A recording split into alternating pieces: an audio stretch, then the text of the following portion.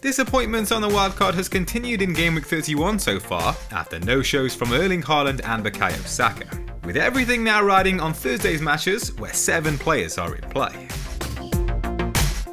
Gabriel helped Arsenal to their 5th clean sheet in 7 matches, where the league's best defence restricted Luton to just 1 shot on target. Keeping Bukayo Saka on the wildcard last week was almost entirely with the Luton fixture in mind, so it's safe to say that has spectacularly backfired after he was left out of the squad. He was essentially a short-term placeholder for Phil Foden, who added insult to injury with a hat-trick against Aston Villa. Another long-term target, Alexander Isak, continued to punish with his 3rd goal in 2 matches, while Rodrigo Muniz failed to extend his run of form in Fulham's defeat to Nottingham Forest despite taking 5 shots. The games keep rolling with the Saturday morning deadline for Gameweek 32. Let's take a look at the transfer plans. As you may have seen on X, I wasted no time in making my first transfer, bringing Alexander Isak in for Darwin Núñez before the Uruguayan had even played his Gameweek 31 fixture.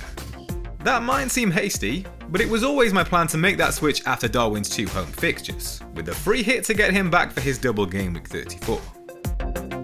The expectation of 2 fixtures in Gameweek 37 made Isak a long-term target ahead of my plans to bench boost that week, and his performances in the last 2 game weeks have only strengthened his appeal. Tallies of 4 big chances and 5 shots on target rank first among forwards. I'm weighing up whether to swap Bukayo Saka to Phil Foden with my second free transfer. Again, it's another move that I'd anticipated making en route to my bench boost in Gameweek 37, where the long-term target has outscored the short-term placeholder. Mikel Arteta said Saka had to come off against Man City after feeling something, presumably his ongoing hamstring issue, but hopes he can train today and be available for the weekend. Both Man City and Arsenal face crucial Champions League ties midweek, so it wouldn't be a huge surprise to see Phil Foden's minutes managed in the next 2 game weeks. City, however, have the early kickoff against Crystal Palace on Saturday, so it might be a rare occasion where I look to take advantage of potential early team news. I'll confirm my intention on Saturday morning, but I'm thinking if we hear that Foden starts, it probably makes sense to go ahead and bring him in, given that doubts will presumably remain over Saka's involvement. So Darwin to Isak is confirmed, and I'm putting plans in place to sell Saka to Foden only if we get confirmation that he starts. Here's how the team is set to line up. Djordje Petrovic faces a Sheffield United side that have shown fight in their last 2 matches, scoring 5 goals and earning draws with Fulham and Bournemouth. They fashioned 6 big chances in that time, with only Liverpool, Chelsea and Newcastle faring better.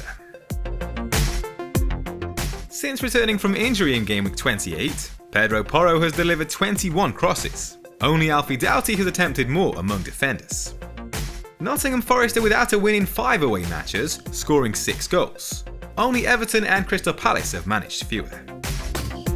Chelsea right-back Malo Gusto was pictured in training on Wednesday after his injury scare last weekend. He's made 6 consecutive starts since Gameweek 23, carving out a leading 5 big chances among defenders. As mentioned, I intend to let early team news on Foden dictate my plans with Bukayo Saka, who remains a minor doubt ahead of the trip to Brighton. The Gunners winger has delivered 6 goals and 2 assists across his last 6 away matches. Son Heung-min has found the net in back-to-back home matches, with 5 goals and 3 assists in his last 6 home starts. The South Korean amassed a team-leading 10 big chance involvements in that time. Mo Salah has supplied 3 assists and 2 goals across his last 5 away matches, averaging 8.2 points per 90 minutes. The Egyptian has scored in 7 of his last 8 appearances against Manchester United in all competitions.